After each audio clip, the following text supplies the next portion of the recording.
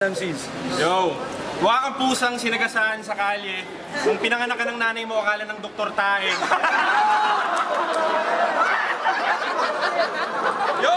Para sa mga magulang dito, mag-ingat kay Dikta, naghahanap siya ng shota, pero 8 years old pababa. Utangin na, pedophile, nahuli ka na sa video, dadali namin yung CD sa bitag ni Tulfo. Pasko kaya yung mukha mo sa pader na may nakalagay na post-snowmobile. Sa mukha mong yan, pare, pwede ako mag-snowmobile.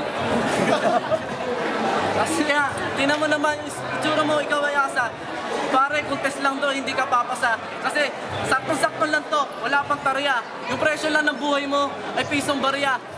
Di mo ako maawakan kung laro ay mata-mataya. Lamang ka sa laman, pero utak di mataba. Kung kailangan nyo ng pera, tutulungan kita, hindi yun problema. Sabi mo sa nanay mo, pumunta bukas sa maaga kasi gabundok na yung labada.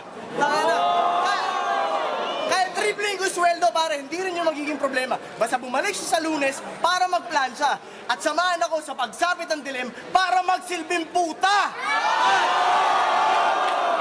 Stop wearing army fatigues. You're a rebel with a false cause. Even when you die, these people still won't respect you like Ferdinand Marcos. Yo, when it comes to ripping the mic, I'm more eager than you. Listen, even my silence sounds better than you.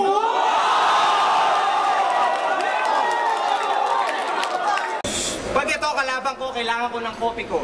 Pag ako kalaban mo, kailangan mo ng kodigo.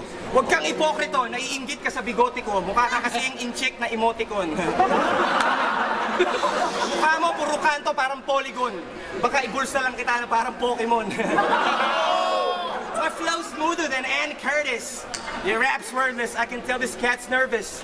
So go rehearse your whack verses on the mic your dad purchased.